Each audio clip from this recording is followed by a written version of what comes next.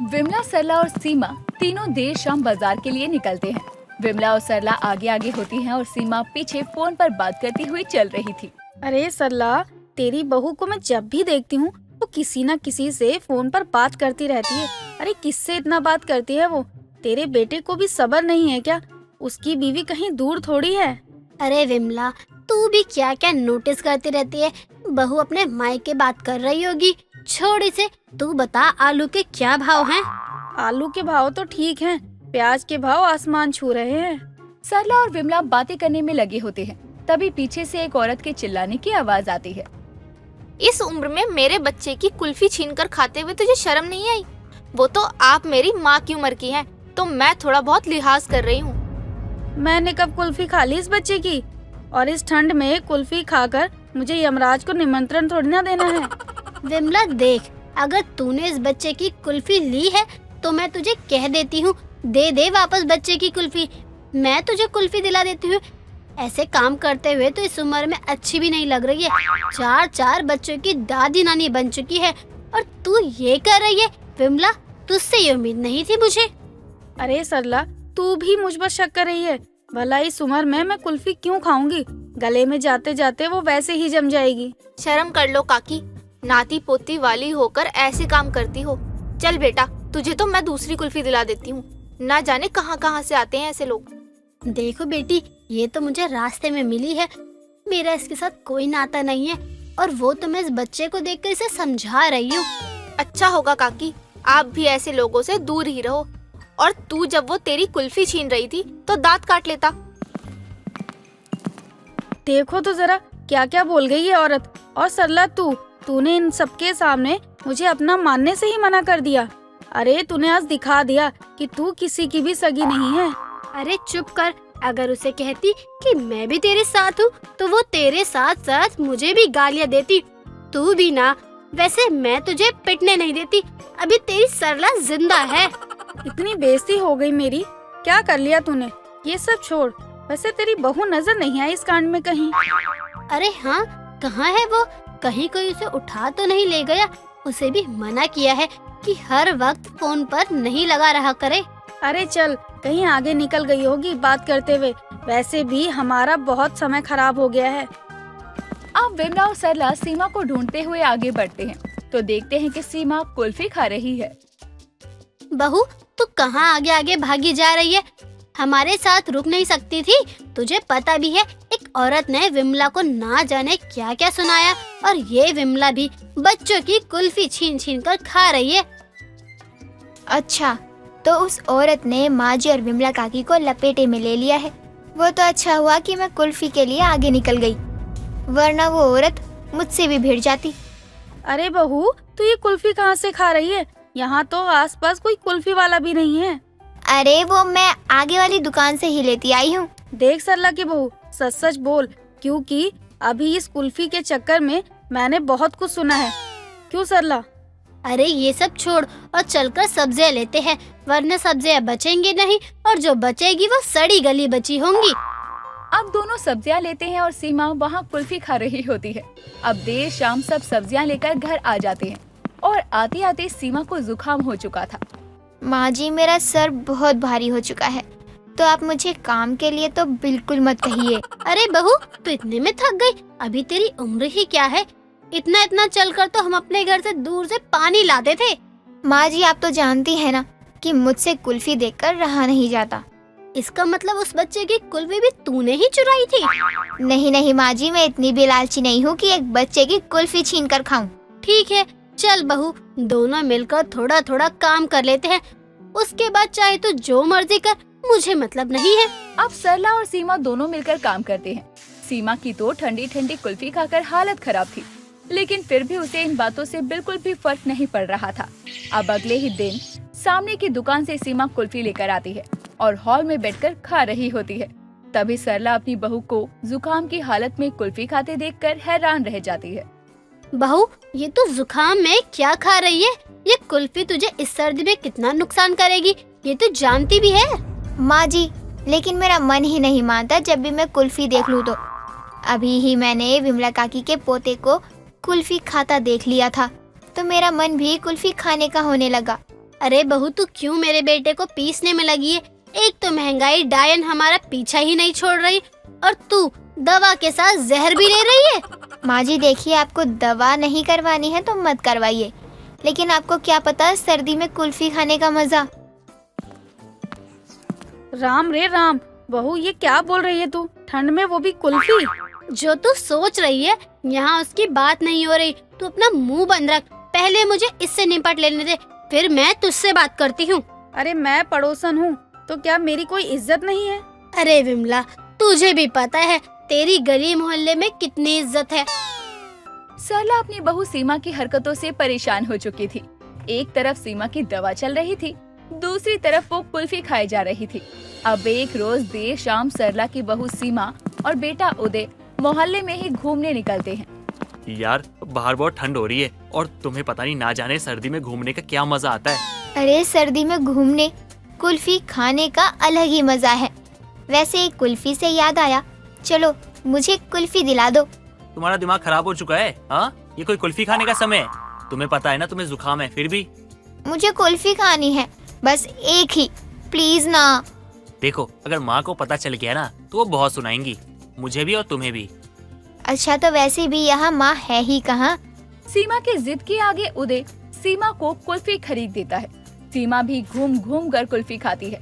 उसके बाद और भी ज्यादा कुल्फी खाने की जिद करने लगती है। एक और मिलेगी क्या? बहुत ही अच्छी है कुल्फी, और सर्दी में कुल्फी खाकर तो मजा ही आ गया। इस बार माँ ने कहा है कि तुम्हें कोई जुकाम या खांसी हो गई ना तो तुम्हें दवाई नहीं दिलाएंगी और तुम्हें घर के काम भी करने पड़ेंगे, समझी तुम? सीमा कुल्फी खा ही रही थी कि तभी एक बच्चा फिर से रोने लगता है। बहन जी, ये बच्चा आपका है क्या? ये ऐसे रो क्यों रहा है? क्या हुआ इसे? अच्छा, तो यही थी जिसने तेरी कुल्फी छीनी थी। छोड़ दे, ऐसे लोगों के क्या ही मुंह लगना। चल, मैं तुझे दूसरी कुल्फी दिलाती हूँ। सीमा, तुमने इस बच्चे की कुल्फी छीन के खाई? सीमा, मैं तुमसे कुछ पूछ रहा हूँ, क्या तुमने इस बच्चे की कुल्फी छीन के खाई? ये बात आप माँ जी को जाकर मत बता देना। हाँ खाई थी, कहीं कुल्फी दिखी नहीं उस दिन मुझे बाजार में, और मैंने इस बच्चे की कुल्फी छुपके से छीन ली थी। उदय भी ये सब कुछ सुनकर अपना सर पीट लेता है। उसे भी अब तक ये समझ आ गया था कि उसकी पत्नी को अगर कुल्फी ना मिले तो वो क्या कुछ नहीं कर सकती।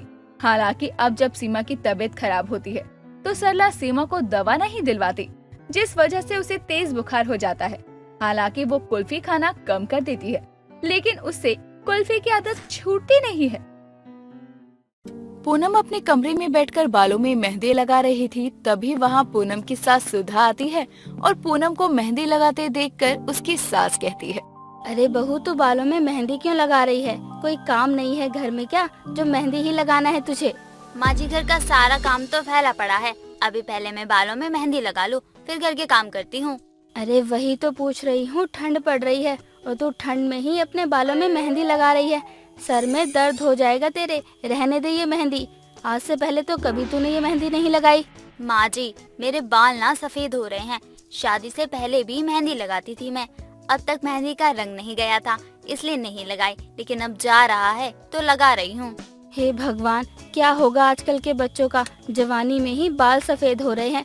ये तुम लोग फालतू की चीजें लगाते रहते हो ना, इसलिए ही तुम लोगों के बाल इतनी जल्दी कमजोर हो जाते हैं।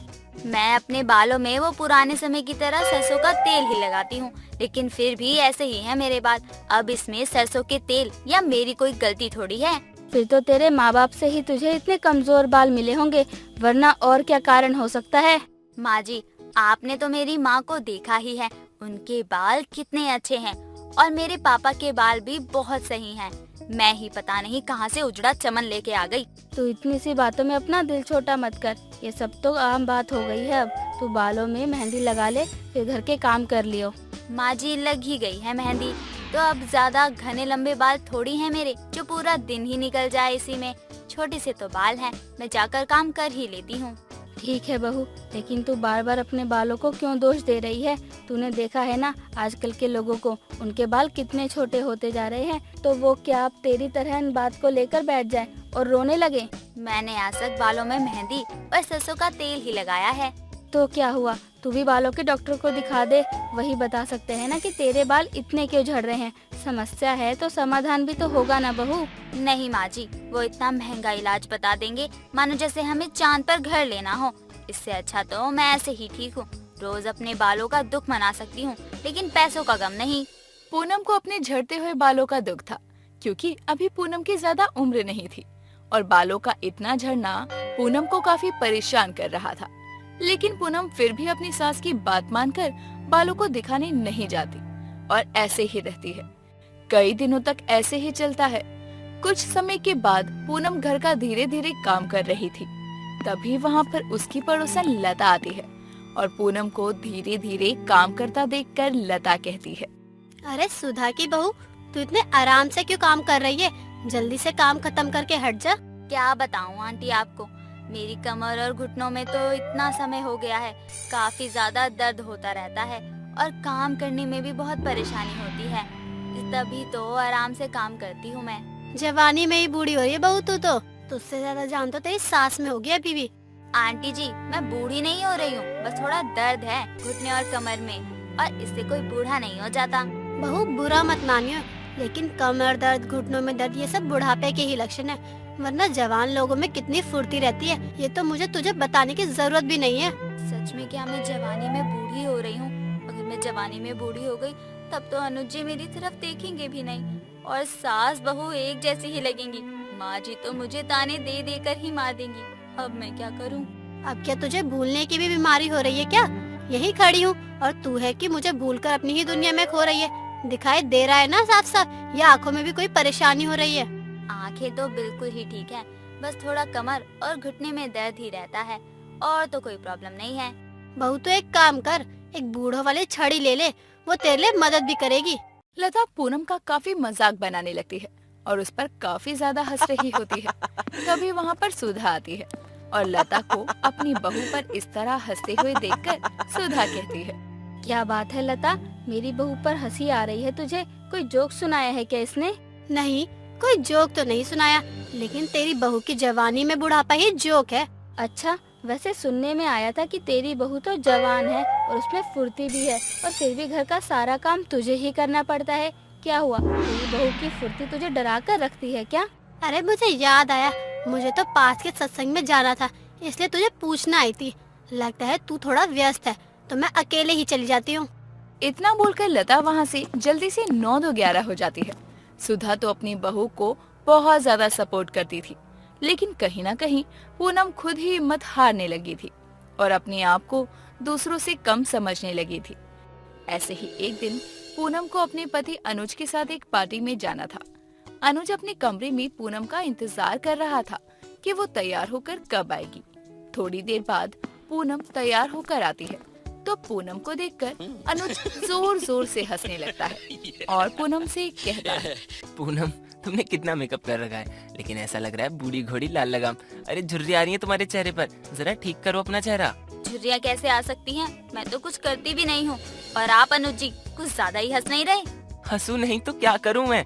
अरे तुम तो अभी से बूढ़ी लग रही हो, बच्चे भी नहीं हुए अभी तो, पता नहीं आगे चलकर तुम्हारा क्या होगा। तुम योगा किया करो, कम से कम झुर्रियाँ तो नहीं आएंगी ना।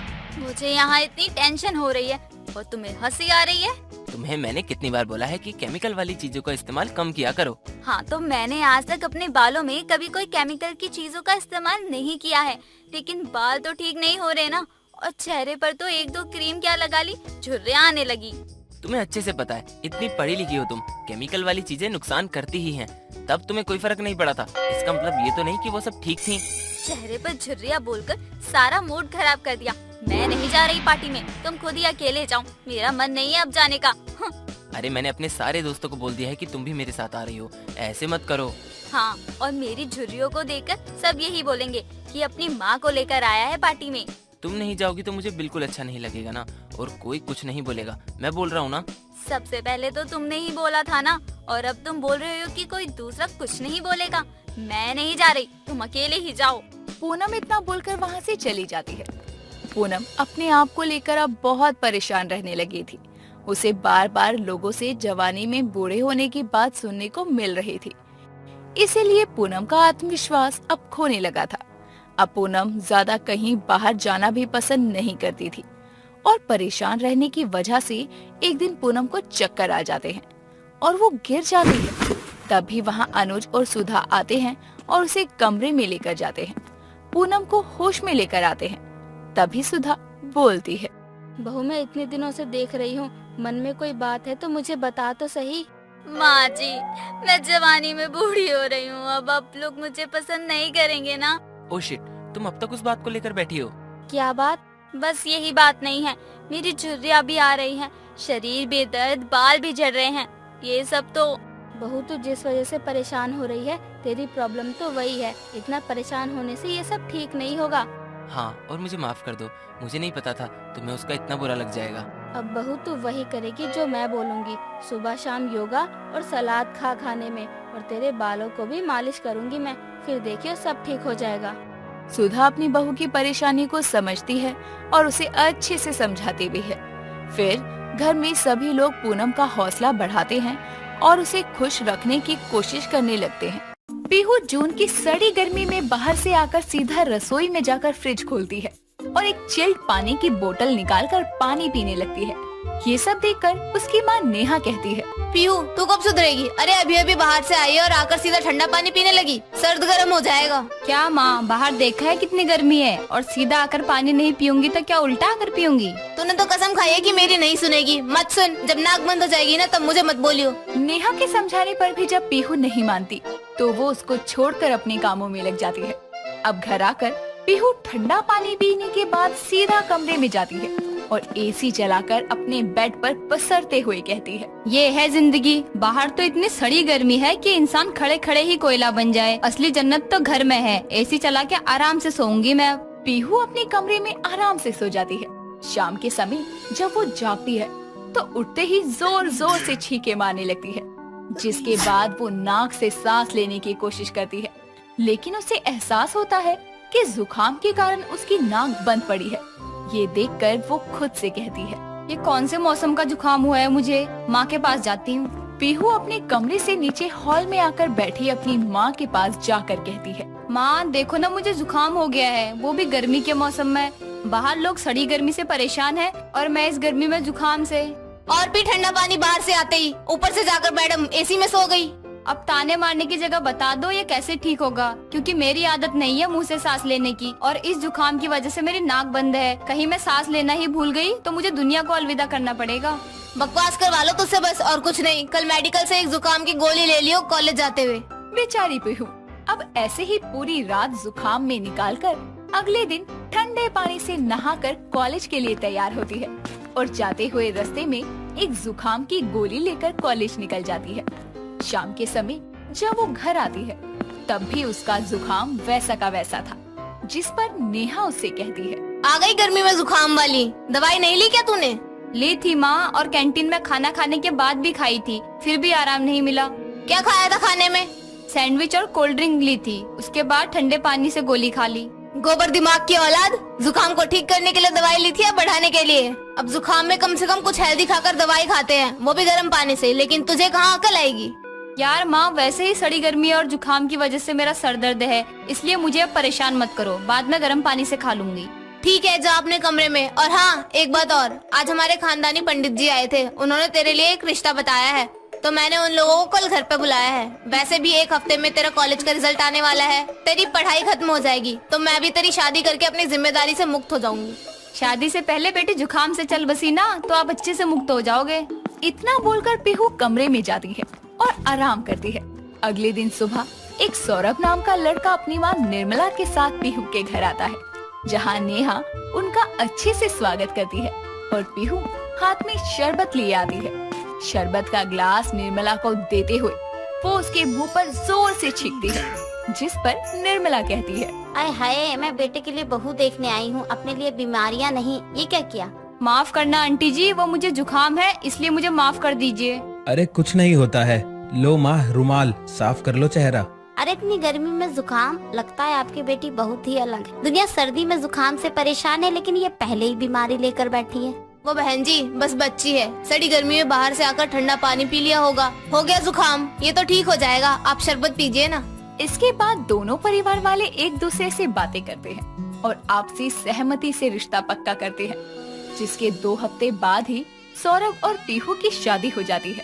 और तब तक भी गर्मी में पीहू का जुकाम ठीक नहीं होता। शादी के बाद जब दुल्हा दुल्हन का स्वागत करने के लिए निर्मला दोनों की आरती उतारती है तो पीहू वहाँ भी जोर से छींक मारकर आरती का दिया बुझा देती है, जिस पर निर्मला बोलती है, अरे बहू, क्या तूने कसम खाई है मेरे मुंह पे छींकने की? और आज तेरी छींक ने आरती का दिया भी बुझा दिया। माँ जी मुझे माफ कर दो, मैं क्या करूँ, ये मेरा जुकाम जा ही नहीं रहा है। इतनी गर्मी में तो लोगों को कोल्ड छूता भी नहीं और मुझे ऐसे पकड़े हुआ है जैसे मैं पिछले जन्म की प्रेमिका हूँ इसकी। आप कितनी मजाकिया हैं। माँ कोई नहीं, दोबारा जला लो दिया। बाकी पीहू के जुकाम को ठीक करने के लिए मैं इसको अच्छे से डॉक्टर से दवाई दिलवा लाऊंगा। हाँ हाँ, आते ही जोरू के गुलाम बन जाते हैं आजकल के बच्चे। निर्मला बेचारी दोबारा से आरती का दिया जलाकर उनका स्वागत करती है और अपनी बहू को घर में लाती है। अब पीहू कमरे में बैठी सौरभ का इंतजार कर रही थी, जहाँ वो इसके इंतजार में कमरे में रखा ठंडा पानी का जग पूरा पीकर खत्म कर देती है और आखिरी ग्लास को पकड़े बैठी होती है। कुछ देर में सौरभ जैसे ही कमरे में आता है और पीहू के करीब आकर कुछ कहने को होता है, इतने में पीहू जोर से छींक मार कर कहती है, सॉरी सौरभ जी, मैं क्या करूँ, इस जुकाम ने मुझे परेशान किया हुआ है। देखिए पूरे शरीर को गर्मी लग रही है और एक नाक ही है जिसे सर्दी लग रही है। मेरा तो सर दर्द भी हो गया इस जुकाम से। कोई नहीं पीहू जी, ऐसा करिए, मैं आपको एक मेडिसिन देता हूँ, वो खाकर आप आराम कर लीजिए। सौरभ ड्रॉर में से एक मेडिसिन निकाल कर उसे देता है, जिसे पीहू हाथ में पकड़े ठंडे पानी से खाकर सो जाती है। अगले दिन सुबह जल्दी उठकर पीहू जल्दी से नहाकर नीचे जाती है और अपनी सास निर्मला को मास्क पहने देखकर उससे कहती है, माँ जी ये मास्क क्यों पहना है आपने? अरे मुई तेरे करके, तुझे जो ये सड़ी गर्मी में जुकाम हुआ है ना, और जो तू हर बार मेरे मुंह पर छींक मारती है, उससे बचने के लिए मैं तो कहती हूँ तू भी लगा ले, क्योंकि सबसे बड़ा खतरा तो तू है। ठीक है माँ जी, मैं लगा लूंगी बाद में। अभी आप मुझे ये बताइए, आज मुझे पहली रसोई की रस्म करनी है। हाँ, उस तरफ रसोई है, कुछ मीठा बना ले जाकर। और हाँ, आज शाम को तेरी मुंह दिखाई का फंक्शन भी है, तो उसके लिए भी तैयार रही हो शाम को। ठीक है माँ जी। पीहू रसोई में जाकर अपनी पहली रसोई की रस्म की तैयारी करती है। इतने में सौरभ कमरे से तैयार होकर आता है और पीहू को आवाज देकर कहता है, पीहू कहाँ हो? पीहू नाक पोंछते हुए रसोई से बाहर आकर बोलती है, हाँ जी बोलिए। मुझे एक जरूरी मीटिंग में जाना पड़ रहा है, कुछ घंटों में आ जाऊंगा मैं। वहीं हॉल में बैठी निर्मला अपने बेटे को कहती है, बेटा शादी के अगले दिन ही काम पर। माँ एक जरूरी मीटिंग है, आ जाऊंगा कुछ देर में। अच्छा अच्छा, अब मैं चलता हूँ, लेट हो रहा हूँ। सौरभ जैसे ही निकलने को होता है, पीहू जोर से छींक मारती है और ये देखकर निर्मला चिल्लाते हुए कहती है, अरे सौरभ बेटा रुक जाइए, तेरी गर्मी में जुकाम वाली बीवी ने छींक मार दी। अरे बहू तुझे इतनी अकल नहीं है, कोई किसी काम से बाहर जा रहा है तो छींक नहीं मारते। माँ जी ये मेरी मर्जी से थोड़ी निकली है नाक से, अपने मन की मालिक है। माँ क्या आप भी ऐसी बातों पर विश्वास करती हो? अरे कुछ नहीं होगा, और पीहू आता हूँ कुछ देर में मैं, ठीक है, बाय।